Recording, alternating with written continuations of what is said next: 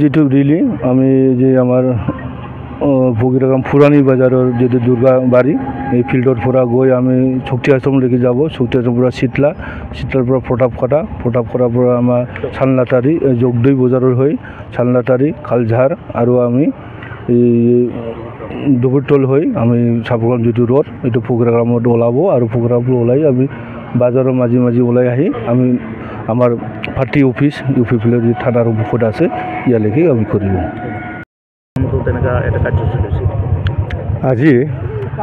27 তারিখ জানুৱাৰী 2025 যোৱা 2020 চনৰ 27 তাৰিখত বিটিআৰ শান্তি চুক্তি হৈছিল আৰু আজি এই লৈ পঞ্চম বিটিআৰ চুক্তিৰ অনুসাৰে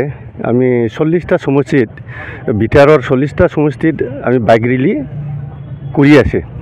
আৰু এই একেলগে আমি ফকিৰাগ্ৰাম ব্লক কমিটি হিচাপে আজি 200ৰ অধিক বাইকখন আমি ফকিৰাগ্ৰাম ব্লক কমিটিৰ অন্তৰ্গত প্ৰাইমাৰী ঘূৰি পেলাই আমি পিচ ৰেলী কৰিম আৰু আজি এই পিচ ৰেলীৰ যোগেদি আমি এটা অনুভৱ কৰিব পাৰিব যে 4 বছৰত যে প্ৰমোদ বড়োৰ নেতৃত্বত যে বিটিআৰ চৰকাৰ চলাই আহিছে আৰু এই চলাওঁতে গোটেই 4 বছৰে শান্তিপূৰ্ণ হিচাপে আমি বসবাস কৰিব পাৰিছোঁ। কিন্তু 17 বছৰত যেটো হাগ্ৰামা মহিলাৰী ডাঙৰীয়াই যি চৰকাৰ চলাইছিল তেতিয়া শান্তি পৰিৱেশ নাছিল। সেইটোৰ কাৰণে মই আজি ফকিৰাগ্ৰাম ব্লক কমিটিৰ এজন কোঅৰ্ডিনেটৰ হিচাপে ক'ব বিচাৰিছোঁ যে 40টা সমষ্টি হিচাপে যেনেধৰণৰ বাইক ৰেলী শান্তি হিচাপে আমি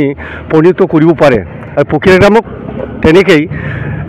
আমাৰ ফকিৰাগ্ৰামত বিভিন্ন জাতি জনগোষ্ঠী আছে। এই বিভিন্ন জাতি জনগোষ্ঠীৰ মাজতে যাতে ইউপিপিএল দল হিচাপে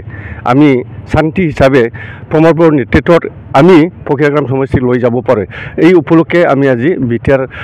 চুক্তিৰ উপলক্ষে আমি বাইক ৰেলী চলাবলৈ আৰম্ভ কৰিছোঁ। আজি ৰেলীটো ক'ৰ পৰা আৰম্ভ কৰি ক'ত শেষ? আজিৰ যেটো bike rally Fakiragram block committee হিচাপে আজি আমাৰ পুৰাণ বাজাৰ দুৰ্গা মন্দিৰৰ পৰা আৰম্ভ কৰি আমাৰ ফকিৰাগ্ৰাম বজাৰলৈ আমি বাইক ৰেলীটো আমি কৰি যাওঁ।